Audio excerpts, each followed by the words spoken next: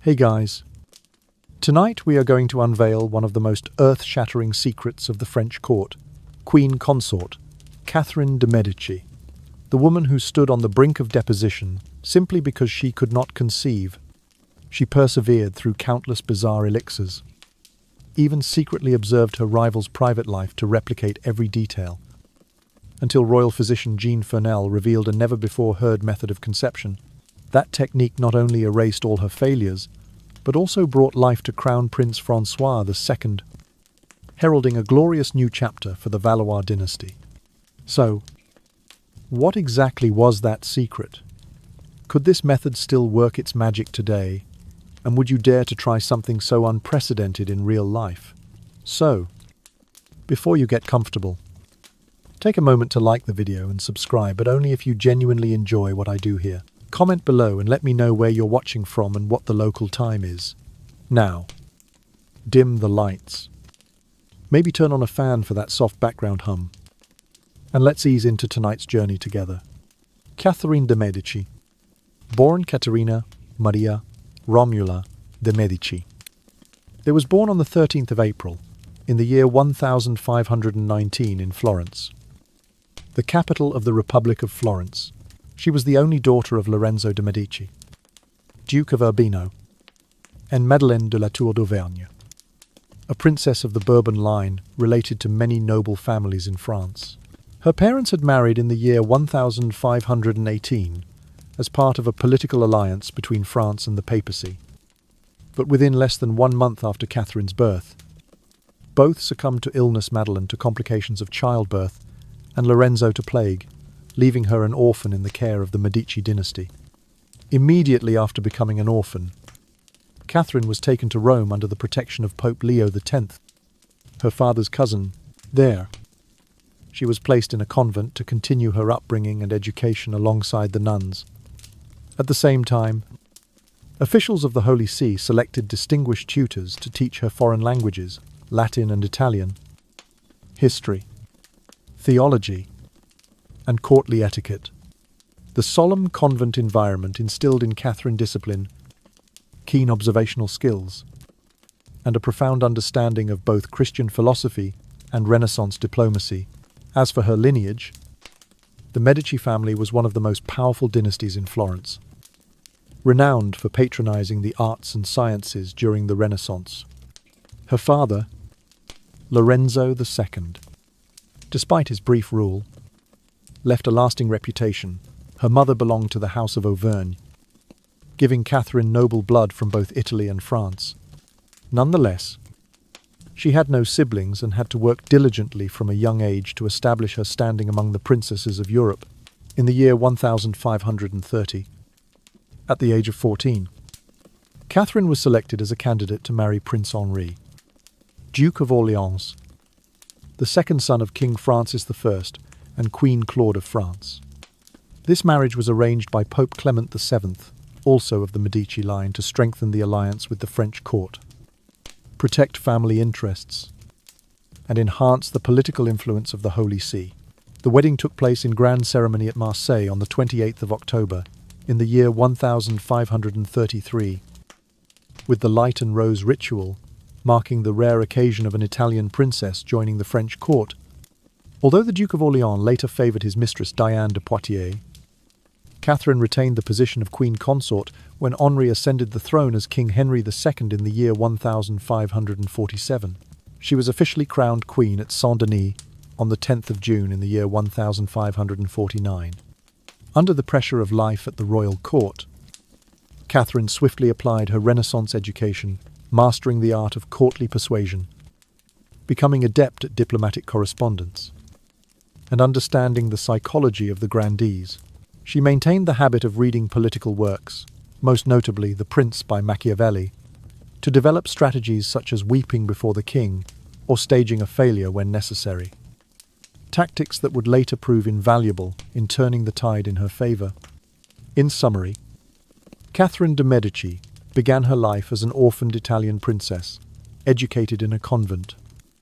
Born of Medici and Auvergne bloodlines, through her political marriage to Henri II, she became Queen Consort of France, This journey not only placed her at the pinnacle of power, but also equipped her with the resilience and skill to serve as regent, wielding real authority during the tumultuous period of religious wars and dynastic upheaval in France. Catherine de Medici arrived in France under exceedingly adverse circumstances, although she was the daughter of the prestigious Medici lineage. She was regarded as a foreigner, the merchant's daughter, not of equal standing with the French royal family. When her husband, Prince Henri, later King Henry II, died, Catherine was elevated to the position of regent for her infant sons. Yet by that time she was already over 40 years old, and her own children had yet to be born. Examining the timeline carefully, one sees that it was fully 10 years after her marriage before she gave birth to her first son. Provoking court gossip. A princess once expected to deliver a royal heir still could not conceive. Catherine's apparent infertility placed her at the centre of whispered rumours and debates about replacing the regent with another candidate more capable of producing a male heir. Factions at court began their behind-the-scenes manoeuvring, proposing more suitable matches, throwing the situation into ever greater disarray. Sadly, even King Francis I, who had overridden much opposition to marry her into the royal family, found himself torn as he listened to these rumours. In truth, Catherine was far from a frail woman. She had endured many hardships in her youth, combining gentleness and finesse with ambition and boldness, qualities more than sufficient to see her through the harshest trials. As the threat of deposition grew ever more real, she recognized that only one daring solution remained: to employ every political stratagem at her disposal to sway those in power and restore their confidence in her.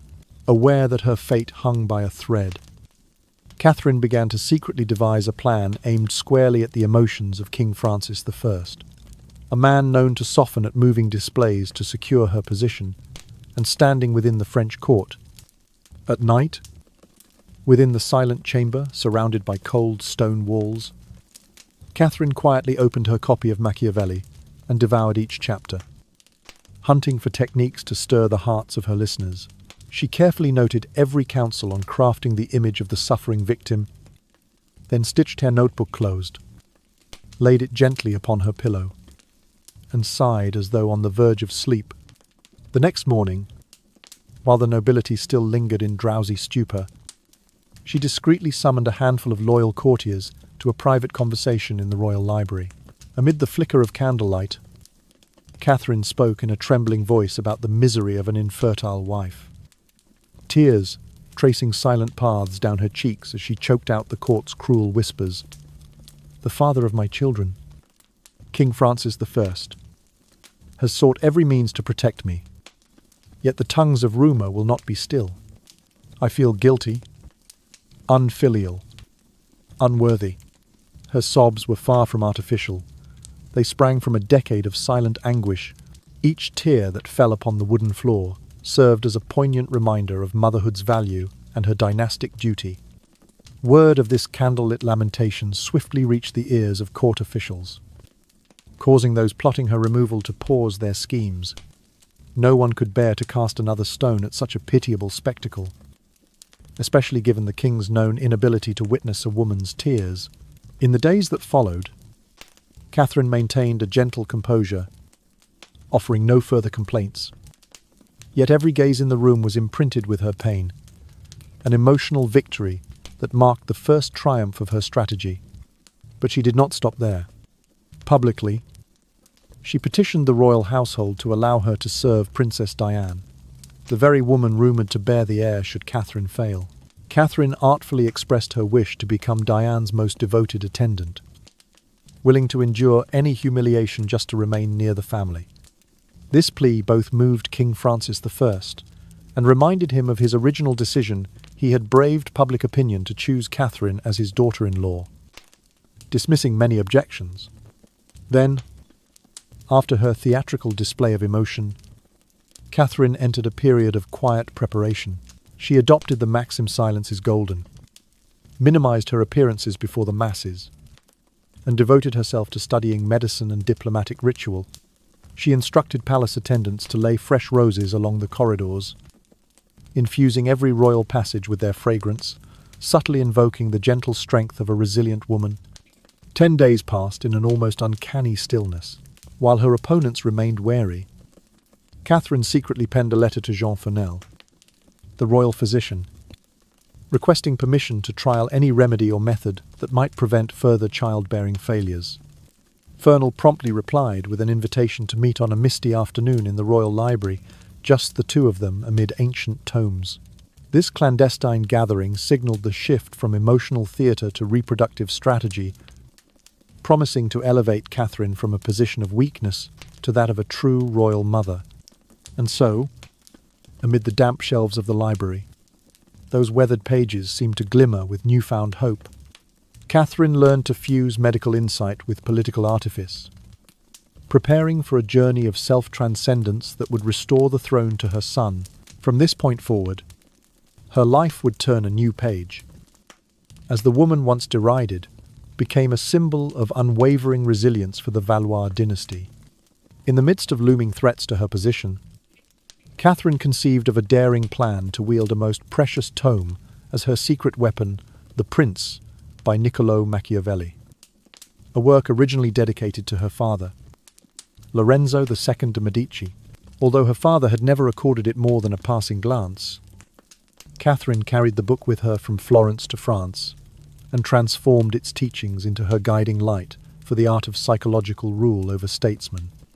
Night after night, in the hush of her private chambers, she pored over every stratagem Machiavelli proposed, learning how to penetrate the hearts of others, to manipulate public opinion, and to orchestrate emotional performances. She marked passages on 1 minute of tears can secure many years of calm, and cast a smokescreen before the public to conceal one's weaknesses.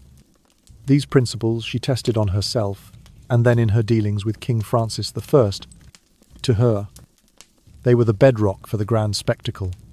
She would soon enact a vulnerable, tearful display before the sovereign, the barest hint of theatre grounded in genuine distress. But Catherine did not act on impulse alone. Before the curtain rose on her planned tragedy, she methodically explored every crevice of power. She conferred in secret with favoured courtiers, reminding them of the dire consequences they would face if they persisted in whispers of her replacement. She encouraged loyalists to spread whispers of her unwavering devotion to dynastic duty, even as rumours swirled that she might be dismissed in favour of a more fertile candidate. In private meetings by candlelight, she cultivated her image as a heartbroken mother, desperate to fulfil her royal obligation, making her ordeal seem almost sacred. Each whispered tale and each pointed glance fed into the grand narrative drawn from Machiavelli's pages that tears, when shed at the right moment, could pierce the hearts of the hardest men. Catherine knew well that Francis I was not only a formidable emperor, but also a man who could scarcely bear the sorrow of a grieving woman. She had observed him comfort ladies of the court with tenderness, succumbing to compassion when they spoke of personal loss. Now, she would harness that compassion for her own survival. With precise timing, she arranged for a small audience, just the king and a handful of ministers, to convene in the royal study. There, unheralded by fanfare or herald's trumpet, she would let her tragedy unfold. On the appointed afternoon, a hush fell over the chamber as Catherine entered, ashen-faced and bent with sorrow. King Francis, seated before a low oaken table, watched in curiosity as she approached on trembling legs. She knelt, her skirts pooling around her, and allowed silent sobs to rack her frame. For a full minute she remained still, her head bowed, her fingers clenching at her skirts until her nails bit into the rich velvet. Then, in a voice choked with grief, she spoke of her terrible sin, the failure to provide a royal heir, and of the ceaseless cruelty of murmured criticisms among the courtiers. Tears streamed down her cheeks as she confessed her shame to the assembled lords, acknowledging that no woman was more unworthy of the Medici name, that she had failed both her husband's memory and her children's legacy. In that moment of unguarded pain, King Francis's stern features melted. His large hand rose to brush Catherine's tears away. The ministers, uncertain how to proceed, offered furtive sympathies. Their earlier resolve shaken by the raw authenticity of her suffering, Catherine's tears did more than move the king. They suspended all talk of her ouster. The courtiers, unwilling to be seen as unkind to a grieving mother, retreated in silence. Even those who had plotted in secret found themselves unable to advance their schemes. Catherine remained kneeling until Francis kissed her brow and bade her rise, proclaiming that no man would dare speak of replacing her, while she clung to her duty so passionately. In the days that followed, Catherine maintained a gracious composure in public, her earlier performance lingering in the memory of all who had witnessed it. She accepted consolations and small tokens of royal favour, a silk scarf embroidered with acorns, and a sprig of roses, each gift reinforcing her redeemed status. Behind the scenes, she continued to cultivate her allies, rewarding loyalty with gentle smiles and a whispered promise of royal gratitude. Thus, by turning Machiavelli's counsel into a living tableau, Catherine not only survived the gravest threat to her power, but also reaffirmed her indispensability to the Valois court. Her tear-stained appeal to Francis I became legend, recounted in hushed tones through candlelit corridors and echoed in later memoirs. She had demonstrated that, through a calculated blend of genuine emotion and political savvy, even an embattled regent could reclaim her place at the very heart of the kingdom's destiny. Just as the court began to buzz with renewed speculation about replacing Catherine, she decided it was time to deliver her final emotional blow. In the vast council chamber, before King Francis I and the assembled ministers, Catherine sank to her knees. She covered her face with trembling hands and unleashed a torrent of tears she could no longer contain. Her sobs echoed against stone walls as she choked out each word. "Father, I am guilty. I have failed to bear a prince, and I feel such shame. I beg you to dismiss these cruel rumours. Grant me one last chance.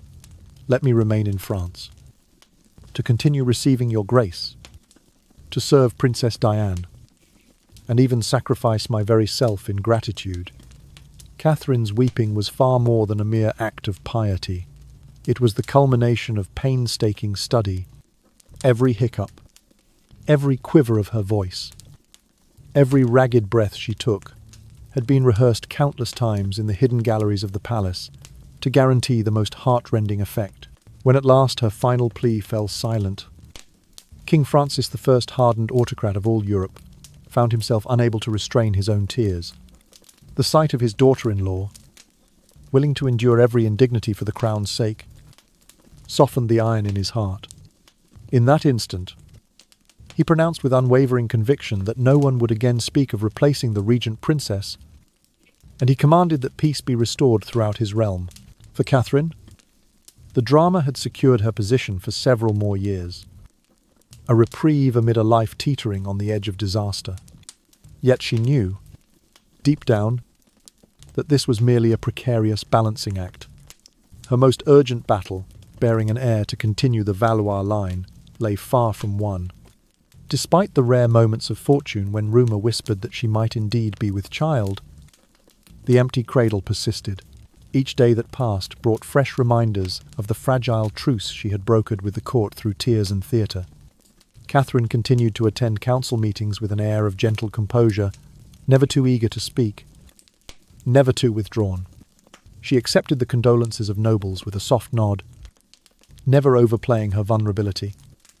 Too aware that her display before the king must not become a crutch for her rule, in private, she retreated to her chambers, poring over medical manuscripts, herbal compendiums, and the rare surviving notes of Jean Fernel. By candlelight, she examined recipes for fertility treatments, transplanting petals of French roses into tinctures and seeking counsel from midwives who whispered of secret folk remedies. Still, it was not enough. When days stretched into weeks with no sign of pregnancy, whispers began to stir again, Though never as loudly as before, Catherine's mastery of emotional politics had bought her valuable time, but time was a double-edged sword for a woman in her 40s. She felt the weight of every sunrise pressing against her window, reminding her that the clock of dynastic destiny never stopped its relentless ticking. Even as she grappled with her personal anguish, Catherine maintained her outward dignity against the backdrop of courtly banquets and dazzling fetes. She took care to cultivate an image of serene benevolence. She presided over charitable distributions of bread and wine to the city poor, her hand delicately extended as she offered alms. Townsfolk, who caught sight of her at dawn, emerging from the palace gates with a muffled sigh and a basket of loaves, whispered among themselves that the regent princess must possess a compassion born of profound suffering.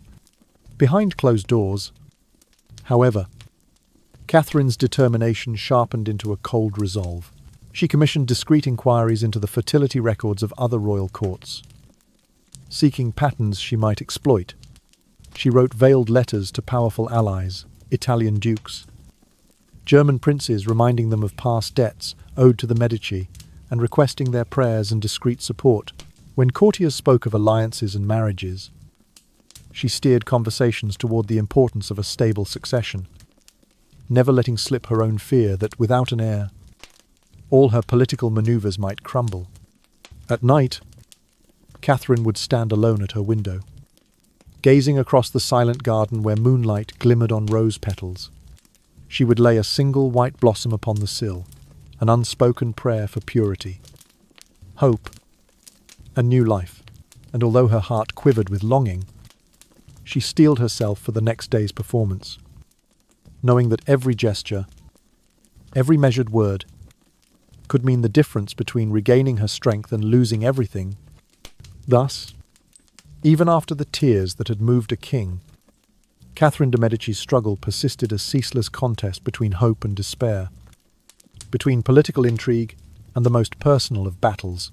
In the hushed corridors of the Louvre, her story unfolded not as a simple tragedy or triumph, but as an eternity of poised tension, each breath carrying the promise or peril of a dynastic future, yet unwritten.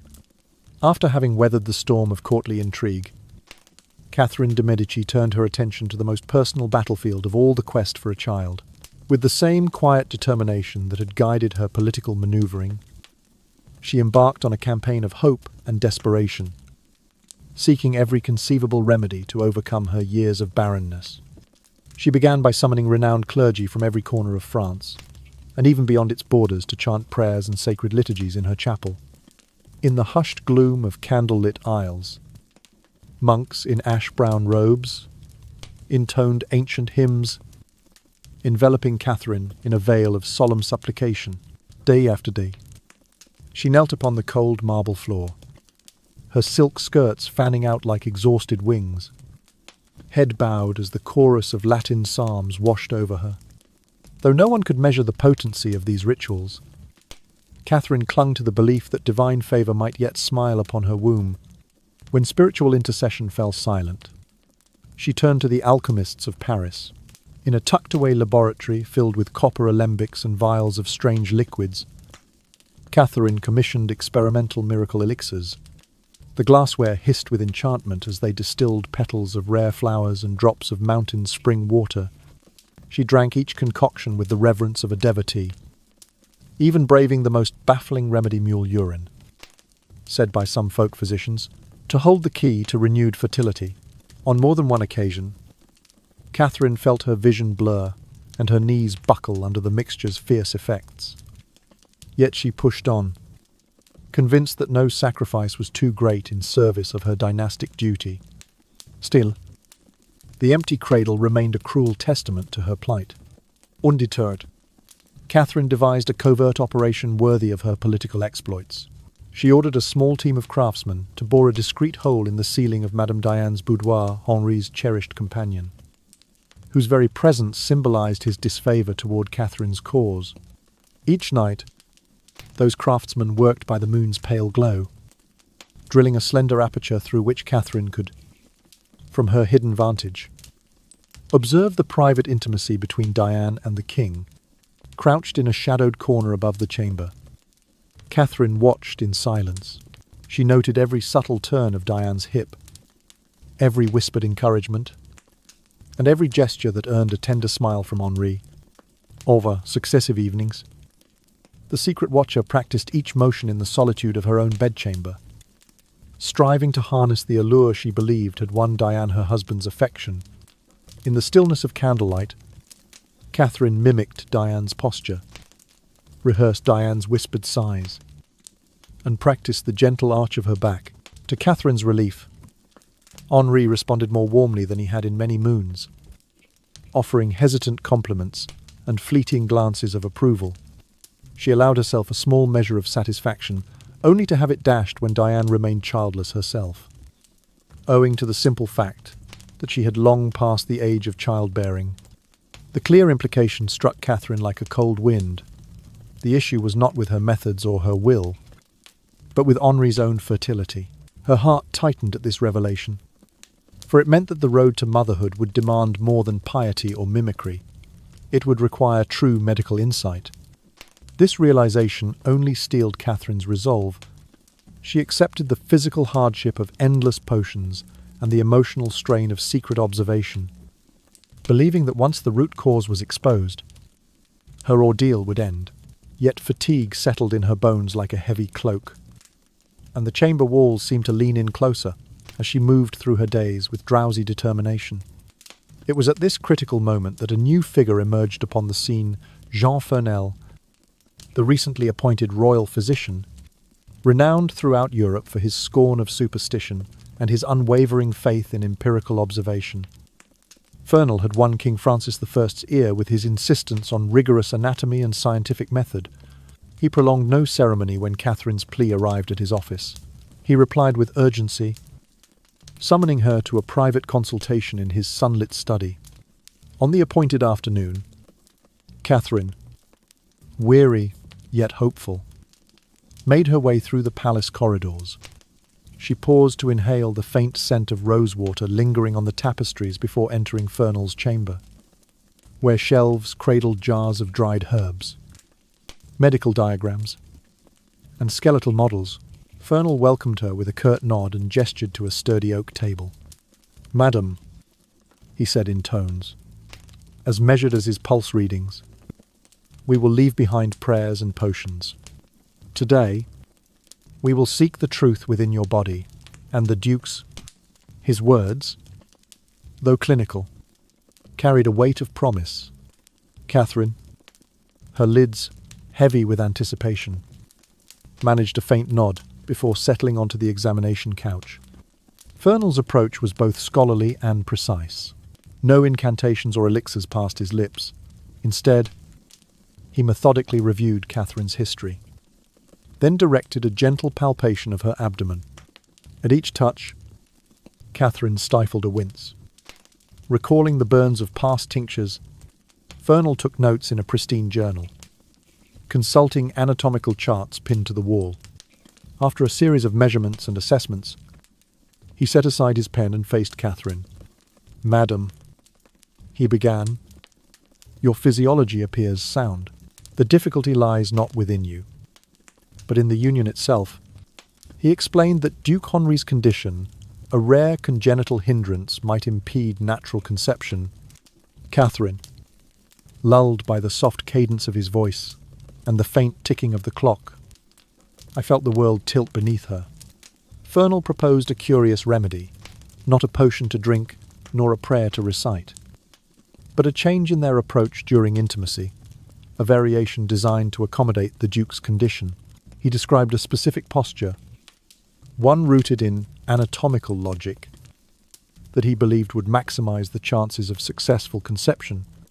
While Catherine's eyes fluttered with drowsy confusion at the novelty of it all, she recognized, even in that moment of languid reverie, that true science might at last deliver her from this gauntlet of sorrows. And so, as candlelight danced on the vaulted ceiling and the hush of late afternoon drifted through the windows, Catherine de Medici prepared to embark on the most intimate experiment of her reign. In the mingling scents of rosewater and old parchment, she found herself suspended between hope and exhaustion, ready to place her faith in a physician's prescription rather than the prayers of monks or the whispers of courtiers. The stage was set for a new chapter, one that promised either the long-awaited cry of a prince or the echoing silence of yet another night without an heir. Jean Fernel was summoned to the palace with the singular task of unravelling the mystery of Henri and Catherine's childlessness.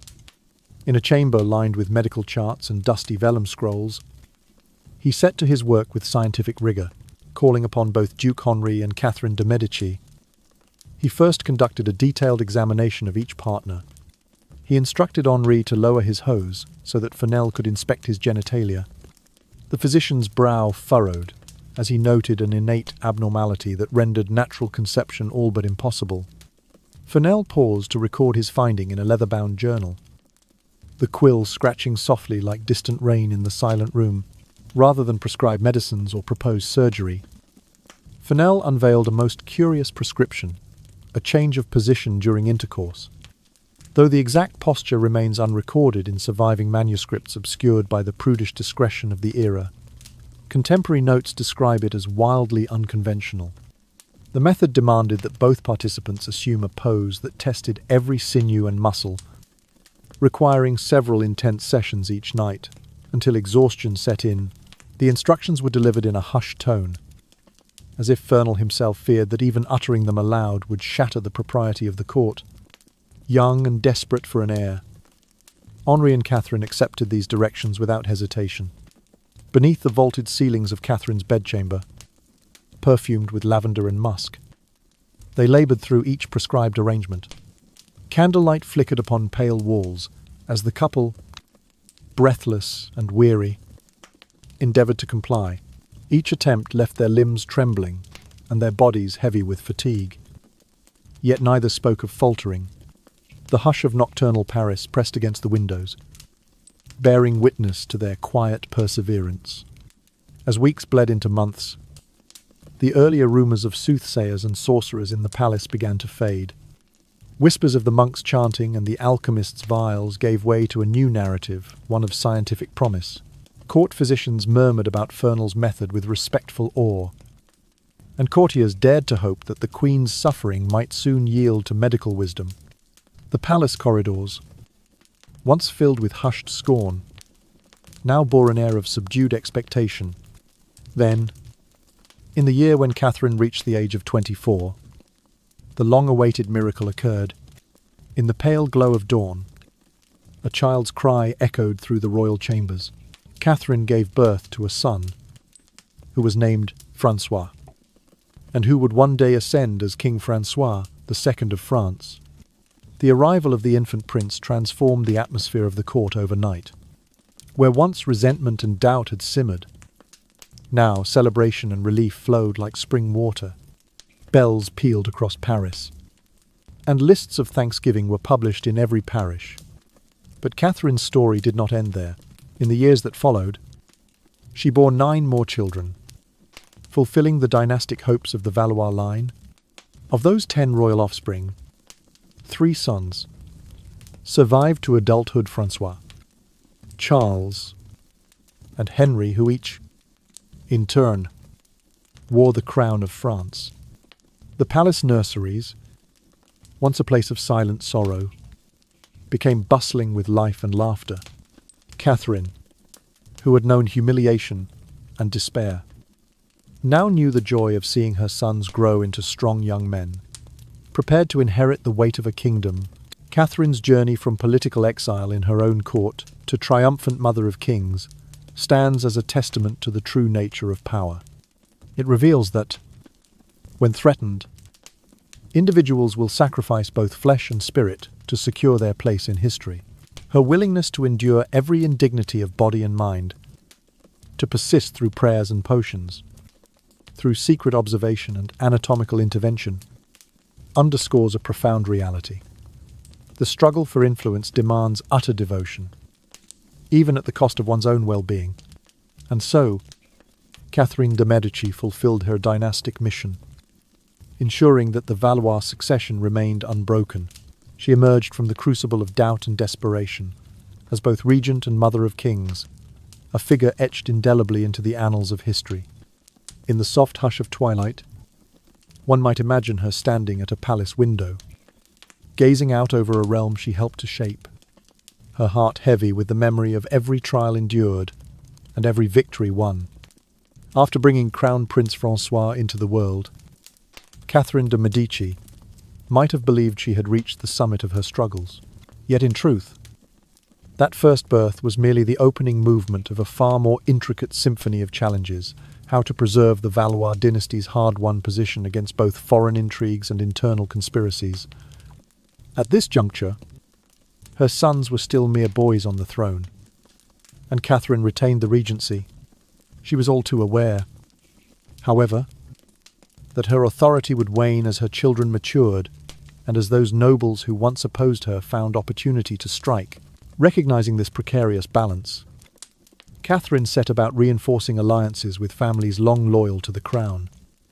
While simultaneously sowing discord among rival factions, she established a clandestine network of palace informants, trusted servants, and discreet courtiers, tasked with overhearing hushed whispers of treason. When murmurs of rebellion surfaced, she deftly shifted blame onto her opponents by suggesting that their private counsels were in fact seditious plots against the young king. At the same time, she harnessed the fresh prestige of Prince François's accession, organizing solemn conferences and grand festivals to remind the populace of their sacred bond with the Valois throne. Yet Catherine knew that royal authority depended on more than courtly politics. It required the blessing of the church. To that end, she invited renowned bishops and respected monks to undertake public sermons and to lead ceremonies of thanksgiving for abundant harvests. With each invocation of divine favor, Catherine wove a narrative that the Medici bloodline was under the special protection of the saints. The great sermons at Saint-Denis, the hallowed resting place of French kings, often swelled with thousands of faithful worshippers to their collective prayers, serving as a spiritual bulwark against xenophobic slander. Amid these layers of political and religious strategy, Catherine never neglected her maternal role. She devoted herself to the education of her eldest son, recruiting gifted tutors to instruct him in the classical languages of Latin and Greek, in the modern philosophies of governance, and even in the subtle arts of Machiavellian statecraft. Under her careful guidance, the young King François II emerged as a prodigious scholar, his aptitude for debate and rhetoric earning the astonished admiration of his counselors.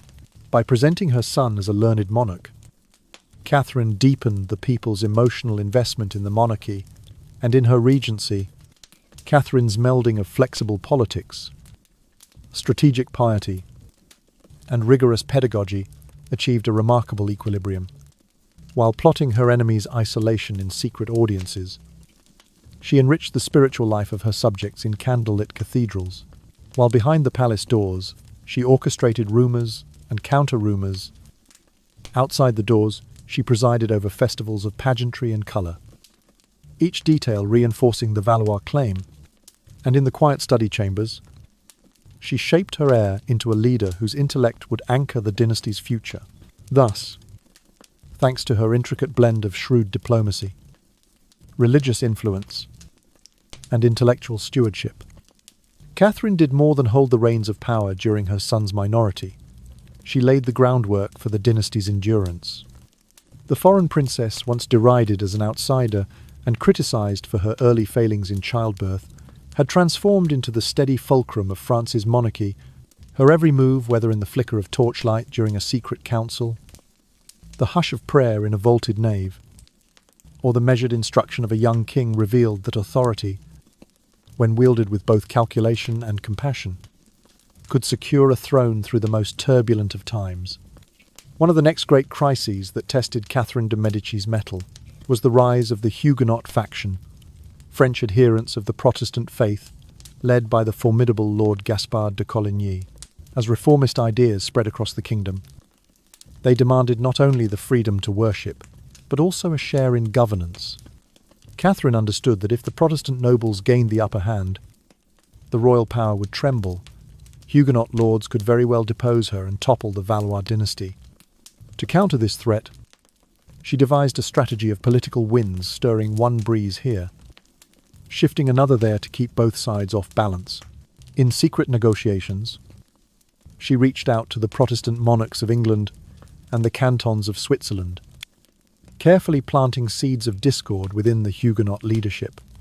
At the same time, she covertly encouraged the most zealous Catholic lords to apply pressure, inciting sporadic outbreaks of violence to remind the reformists of the perils of overreach. In the vaulted cellars beneath the Palace of Versailles, Catherine arranged clandestine banquets where both Protestant and Catholic nobles were invited ostensibly to discuss peace.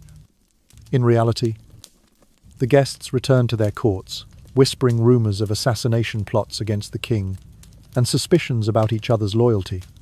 Yet Catherine did not neglect the more overt trappings of faith. She commanded the restoration of Notre Dame de Paris, investing vast sums to repair its crumbling aisles and gild its wooden pews. Then, she extended an invitation to the pontifical court, urging the Pope to send a delegation to Paris, a gesture that reinforced the loyalty of Catholic believers. At the Sainte-Chapelle, she sponsored solemn preaching and commissioned the royal choir to perform antiphonal chants, filling the air with celestial harmonies. By weaving grand religious spectacle into the fabric of court life, Catherine turned faith into a soft power, binding her subjects' hearts to the crown through shared devotion.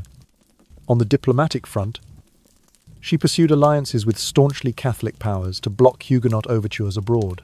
She strengthened ties with Spain and the Papal States, exchanging royal betrothals and mutual defence pacts that signalled to Protestant agitators that any foreign intervention would be met with overwhelming force.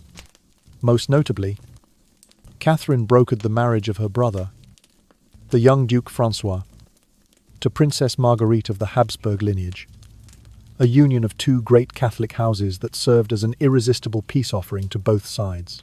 The proposed dowry alone, whispered to rival, even the wealthiest merchant houses, dissuaded the Huguenots from seeking support from beyond France's borders.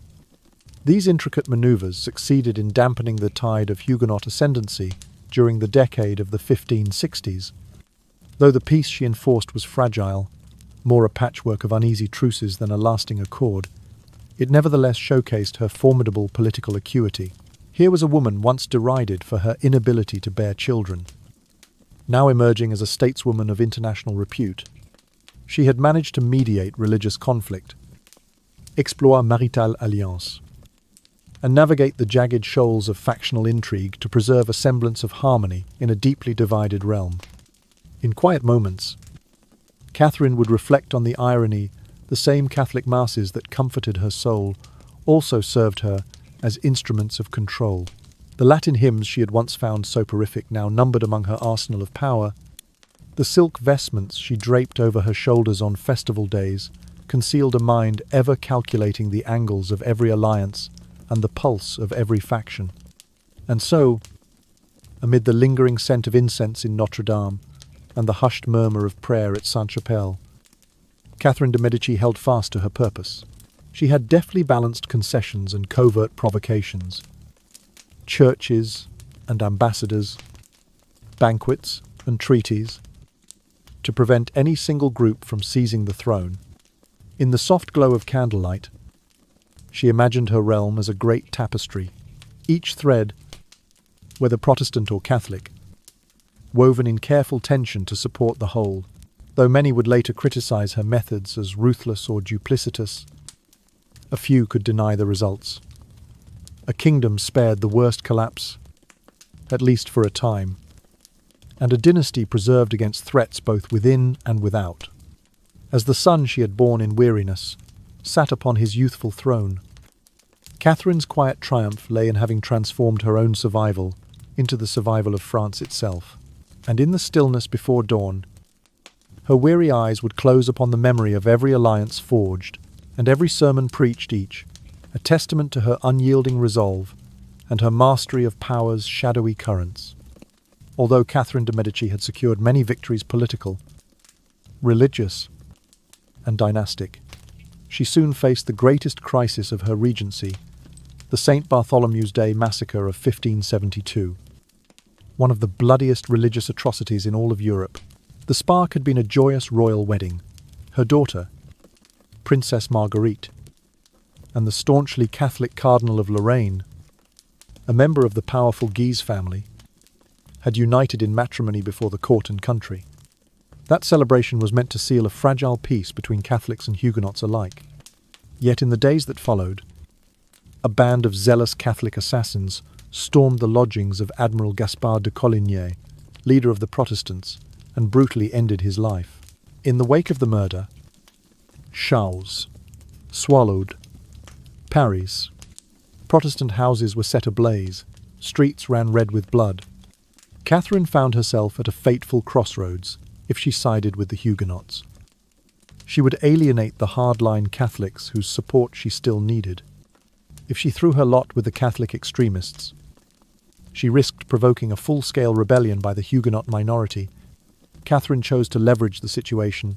She persuaded her son, King Charles IX, still a youth haunted by rumours that his own mother, once incapable of childbirth, had somehow broken a curse to issue a royal decree ordering the suppression of the tumult in the name of protecting the throne and the innocent. In a low, tremulous voice before the court, Charles declared that any who defended the slain admiral or attacked Catholic worship would be considered traitors. Thus, the royal mandate unleashed a wave of violence that spanned from the narrow alleys of Paris to the quiet villages of the Ile-de-France.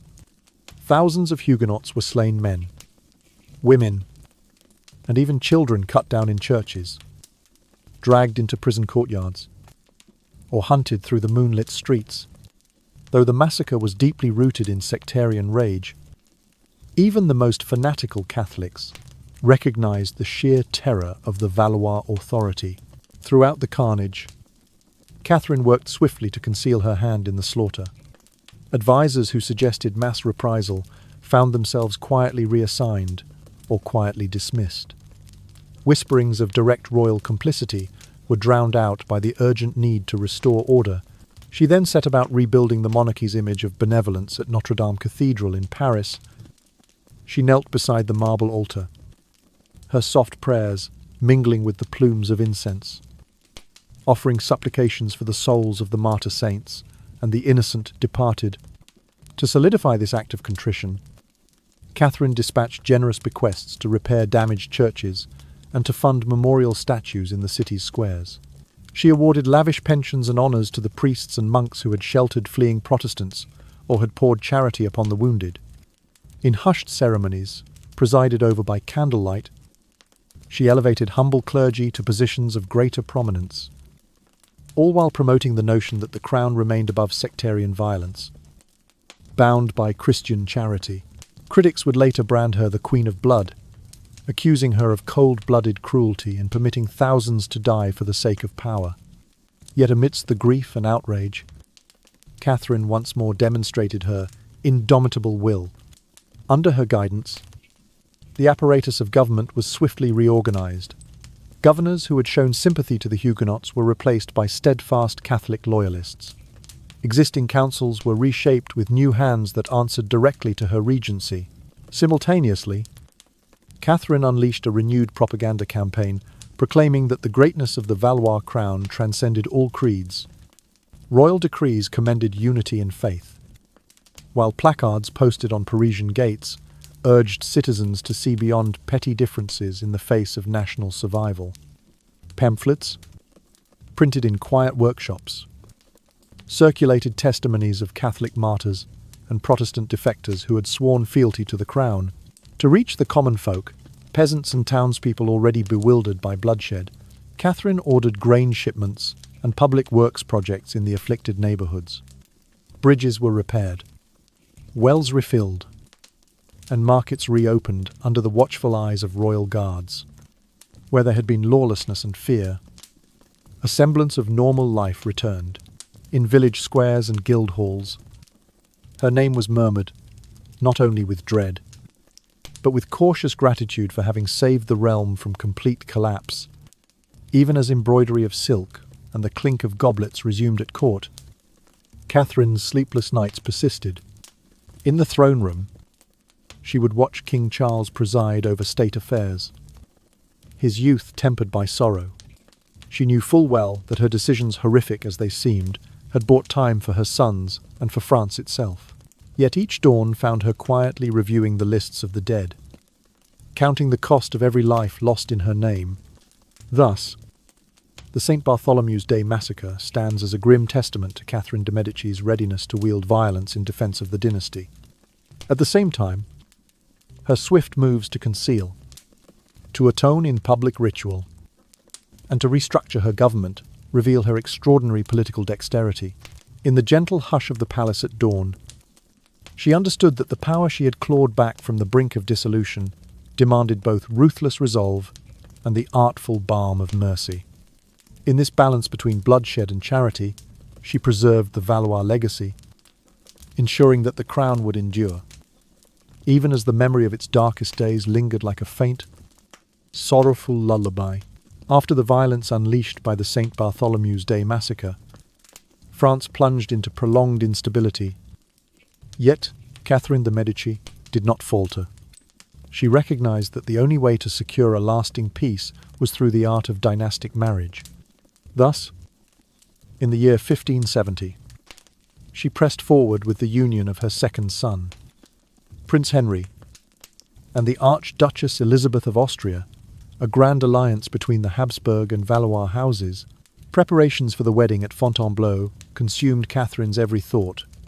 For 2 full weeks, she supervised every detail, from the carving of ivory place cards to the glitter of the crystal goblets.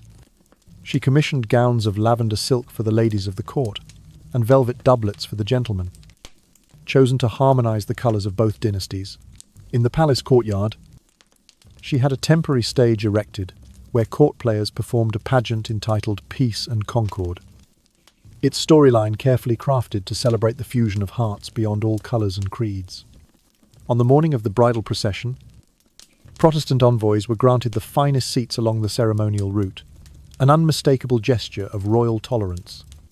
Beneath this lavish display, however, Catherine wove a web of unwritten conditions. She quietly informed Huguenot leaders that any breach of the peace terms would see their newly won privileges revoked. Simultaneously, she championed the creation of a court of reconciliation, where noblemen and religious delegates from both sides met to debate grievances in open session. Though many of these assemblies ended in stalemate, they nonetheless established a formal channel for dialogue, replacing the swift march to arms with the slower, murkier path of negotiation. While these political initiatives unfolded, Catherine extended her diplomatic reach beyond France's borders. She dispatched emissaries to Queen Elizabeth of England and to the Doge of Venice, exchanging letters brimming with courteous appeals for intervention in friendship should tensions flare again. This dual approach, marital diplomacy at home and goodwill missions abroad, served to fortify the Valois shield. In northern courts where Protestant powers once viewed France with suspicion, Catherine's carefully worded dispatches and visible hospitality began to rekindle a reputation for moderation and sophistication. Slowly, the royal household sensed a shift. Where once the corridors echoed with distrust and veiled threats, now a tentative calm settled over Fontainebleau and the surrounding provinces. Markets reopened their stalls without fear of siege, and the sound of lute music drifted from the palace gardens in the evenings. Catherine's image rose as the emblem of reconciliation, a queen mother who could weave alliances as deftly as she once orchestrated feasts. Yet in her private chambers, Catherine's mind danced with permutations of power. Despite the outward peace, she quietly mapped future alliances and calculated which noble houses might slip back into factionalism. She reviewed guest lists for upcoming festivals, noting potential envoys to invite or exclude. Each letter delivered in her hand bore her subtle emblems, a sprig of rosemary for remembrance, a folded ribbon in the Habsburg colours, symbols that reinforced her presence in every courtly interaction. Through the marriage of Prince Henry and Archduchess Elizabeth, Catherine achieved a diplomatic triumph that few could match. She had shown that even after the darkest storm of violence, a single union could offer the promise of harmony, The Huguenot magnates, now invested in the stability of the young couple's future rule, found themselves disinclined to provoke conflict. Meanwhile, Catholic hardliners received tangible proof of Medici influence at the heart of French governance. In the gentle hush of pre-dawn, Catherine would rise and gaze at her reflection in a silver mirror, soothed by the knowledge that her efforts had borne fruit. Yet she never allowed herself the luxury of complacency. For every peace treaty she inked, and every wedding she orchestrated, she continued to guard against upheaval. She had, after all, witnessed how quickly faith could fracture a kingdom when left to fester without a channel for compromise. Thus, Catherine de Medici's deft use of matrimonial politics and international diplomacy not only quelled the immediate threat of religious civil war, but also laid the foundation for a more resilient monarchy. She proved that a woman previously scorned as incapable of childbirth could become a master statecraft nurturing both heirs and alliances, ensuring that the Valois dynasty endured in an age fraught with sectarian peril. In this blend of ceremony and negotiation, Catherine found her greatest strength, guiding France back from the brink toward a fragile, but enduring peace. Despite her success in quelling religious violence, Catherine de Medici faced one final, daunting challenge, ensuring that the Valois throne would not slip into the hands of the Guise family hardline Catholics, long scheming to seize power. By the 1580s, when her third son ascended as King Henry III, real authority lay with the Guise princes, each closely allied with the papacy and eager to eclipse the Valois crown. To counter this looming threat, Catherine turned to what she called secret political intervention. Under the guise of a new court office, the Princess of Concord, she personally oversaw a vast network of spies scattered throughout Paris, trusted confidants posing as chambermaids, clerks, and even street vendors reported every whispered conversation of the Guise lords. Clandestine letters and coded messages passed continuously to Catherine's inner circle, exposing plots before they could blossom. More than one conspiracy to abduct the young king or to manipulate royal decrees was foiled by her silent watchfulness, leaving the Guise faction wary and unsettled. At the same time, Catherine persisted in her policy of religious conciliation. She issued a provisional Edict of Nantes, granting the Huguenots the right to public worship in the provinces of central France, while maintaining stricter controls in Paris, the very heart of Catholic influence. This delicate one-hand's embrace, the other's restraint, allowed her to appear magnanimous toward the beleaguered Protestants. Even as she kept them hemmed in, the Guise, furious at any concession to heretics, found themselves caught between their own zealotry and the Queen Mother's inscrutable will. In the final years of her life, Catherine could look upon the Medici-Valois line with a measure of quiet pride. Through every twist of fate, dynastic crisis, violent uprising, ecclesiastical strife, the crown had remained firmly in her family's grasp. She passed away in the autumn of 1589, leaving behind a legacy akin to an intricate tapestry of light and shadow.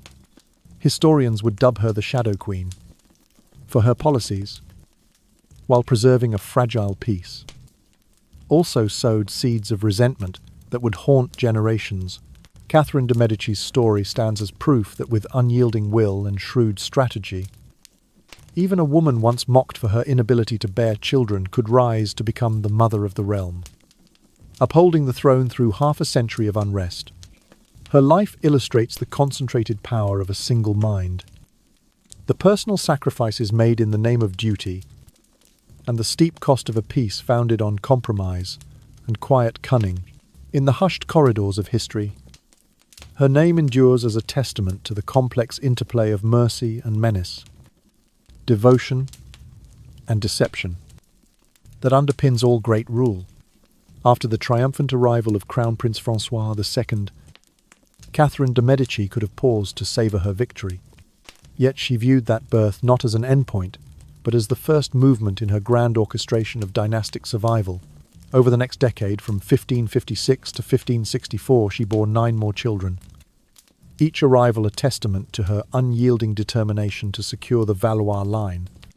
Each pregnancy carried Catherine through weeks of physical exhaustion. She continued to sample every elixir and tonic recommended by alchemists.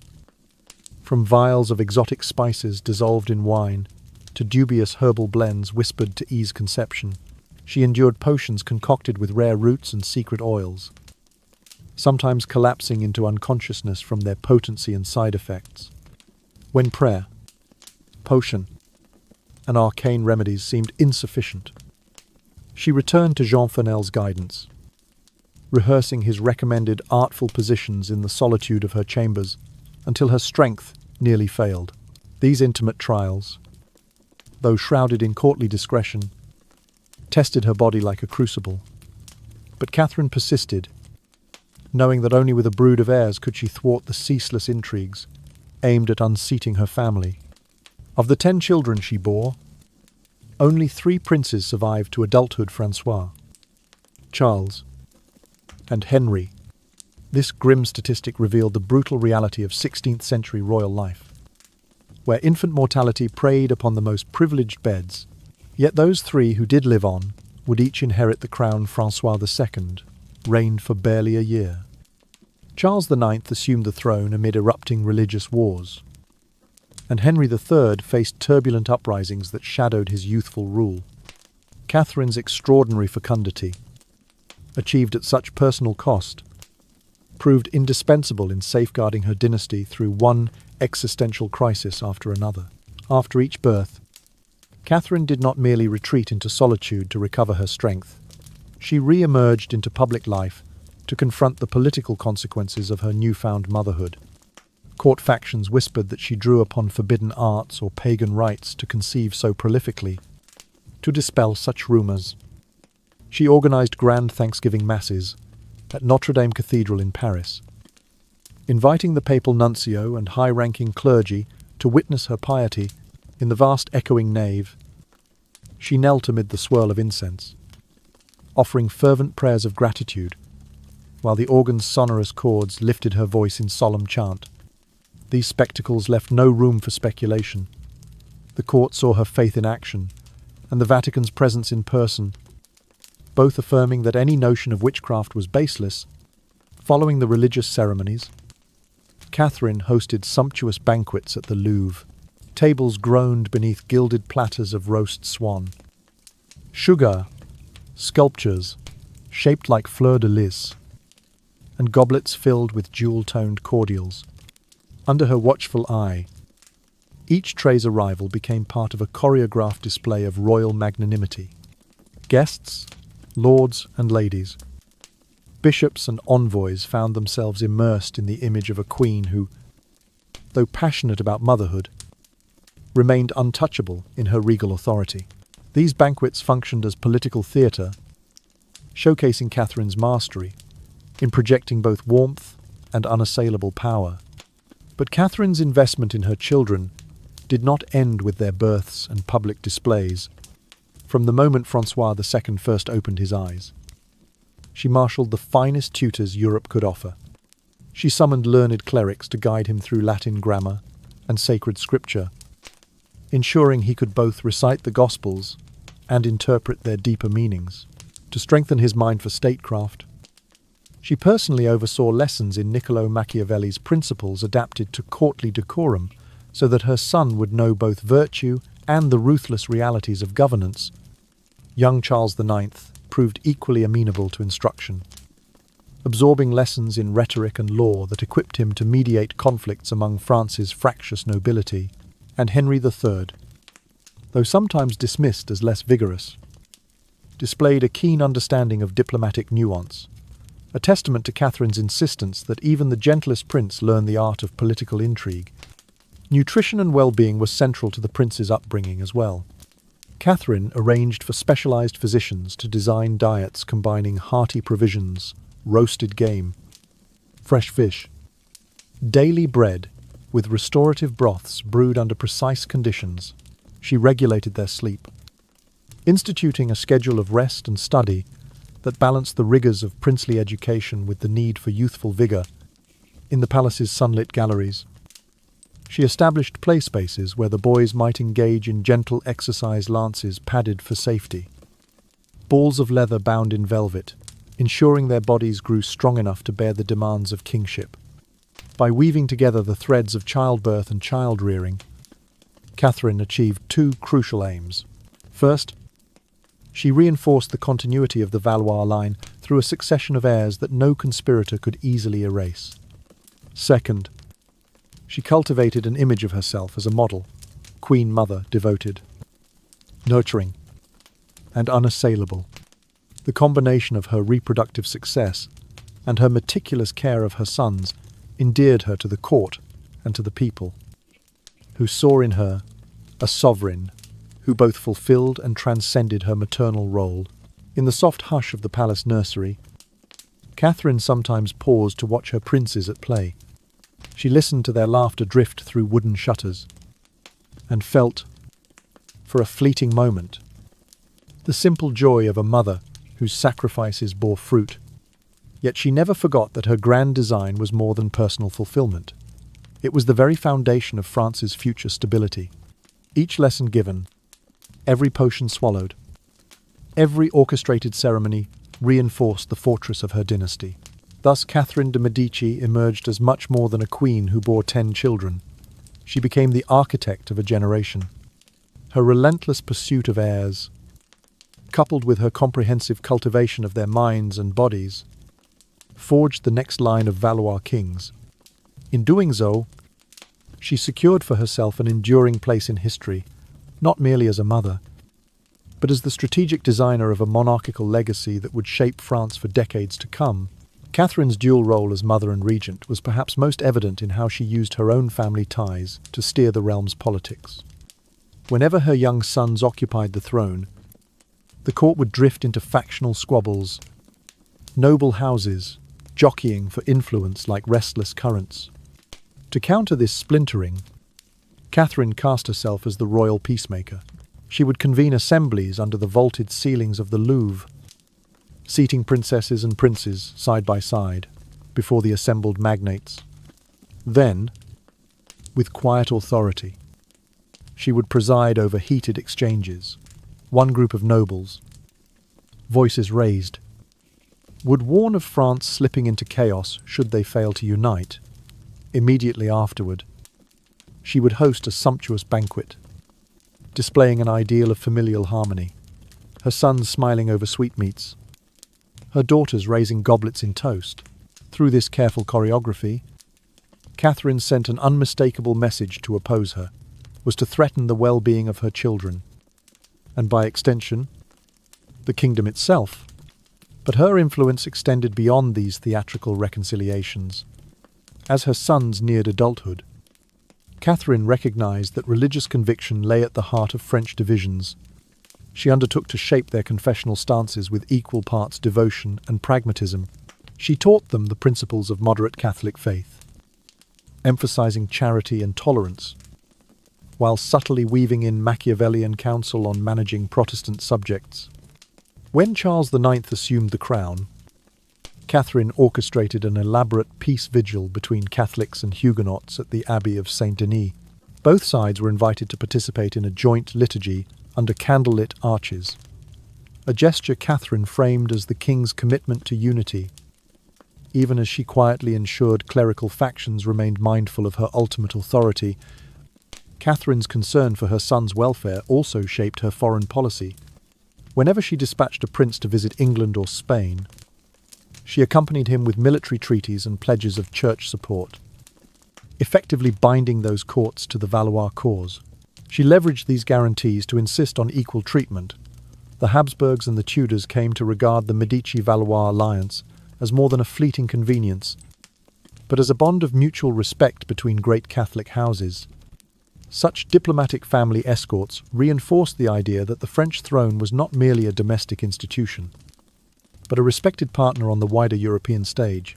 In addition, Catherine encouraged her sons to earn their spurs in the field of battle, sending them to join campaigns against the Ottoman Turks and the turbulent imperial courts of Germany. Each time a prince distinguished himself in combat, Catherine commissioned statues and monuments In his honour, bronze plaques erected in key provincial towns. Marble slabs inscribed with his exploits. Local artisans carved reliefs of crowned youths leading cavalry charges. And her couriers distributed pamphlets celebrating these victories. With each memorial unveiled, the Valois name took on an almost sanctified glow, reinforcing the notion that Catherine was not only a nurturing mother, but also a cultivator of martial glory.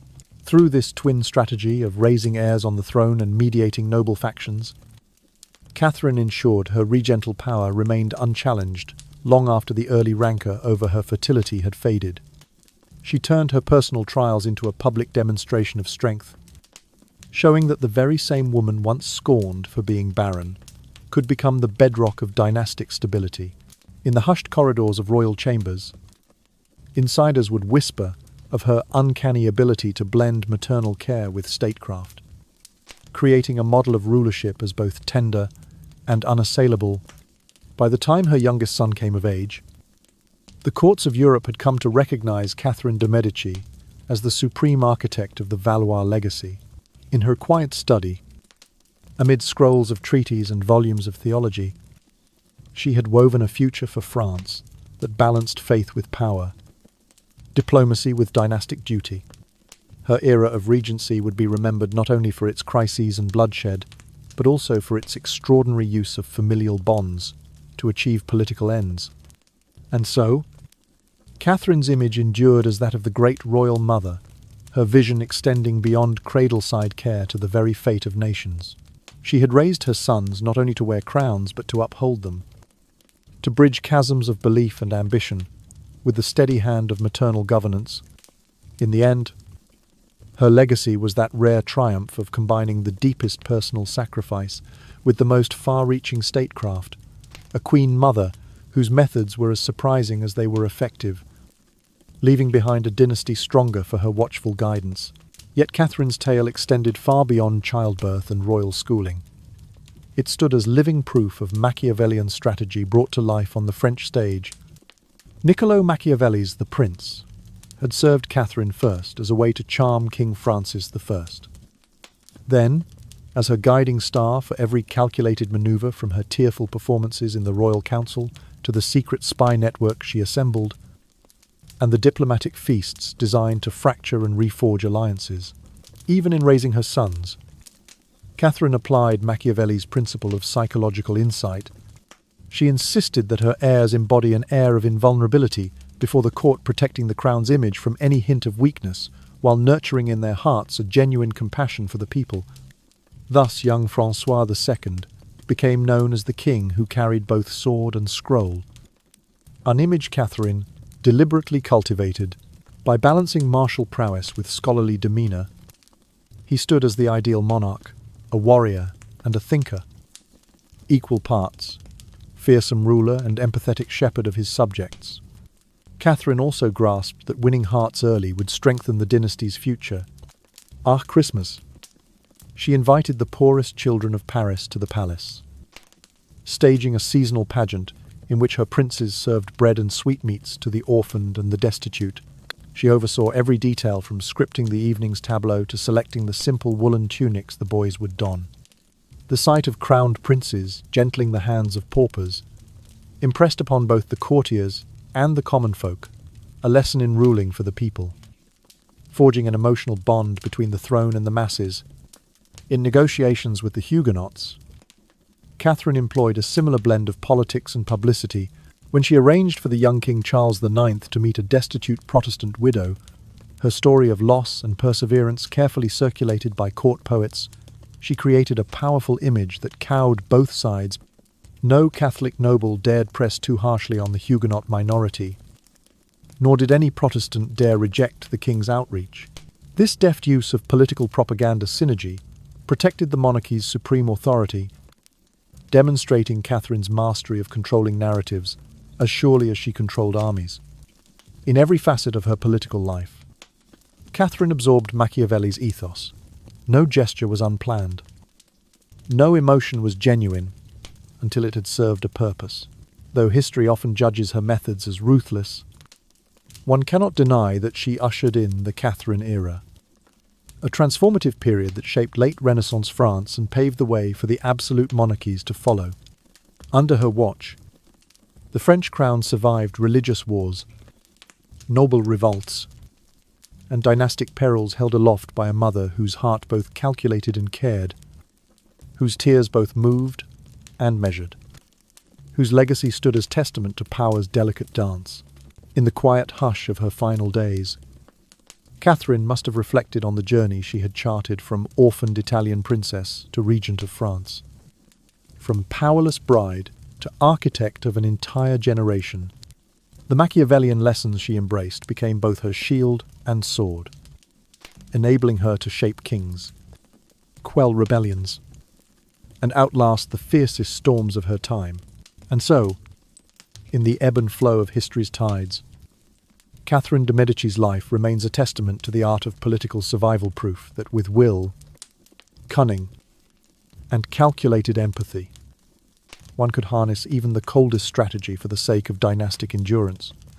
The story of Catherine de Medici offers viewers profound values and messages. First and foremost, it demonstrates the power of will and the desire to overcome adversity. Once dismissed as a foreign princess, unable to bear children, Catherine never ceased her efforts. She persevered in seeking every medical remedy, employed intricate political tactics, and even wielded her tears as a weapon. It was this resilience that transformed her into the mother of the realm, preserving the Valois line through countless crises. Second, the narrative underscores the importance of strategy and long-term planning.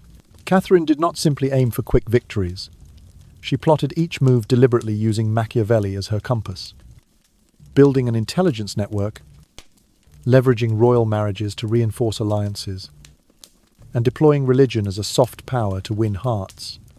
From her example, we learn that leadership demands keen observation, psychological insight, and adaptability, not merely the exercise of brute strength or reliance on reputation alone.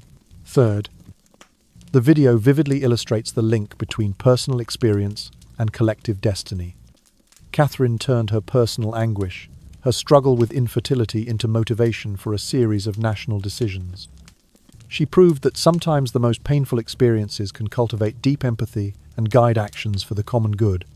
Finally, the story emphasizes that fragile peace always requires vigilant protection. Tragedies such as the St. Bartholomew's Day massacre and the wars of religion are not merely bloody chapters of history, but cautionary tales about the value of dialogue, calculated compromise, and reconciliation. Though Catherine was criticized as ruthless, she left behind a legacy of balancing authority with mercy, a formula that any leader must consider when facing division. From this video, we learn that leadership is not only about power, but also about the artful deployment of emotion and psychology. Long-term plans that integrate politics, diplomacy, and religion can create defining milestones in history. Sometimes the greatest strength arises from embracing and skillfully transforming one's own vulnerabilities. We conclude tonight's journey with a reminder: every challenge in life can become a stepping stone to success if we are willing to acknowledge it, learn from it, and act with intelligence.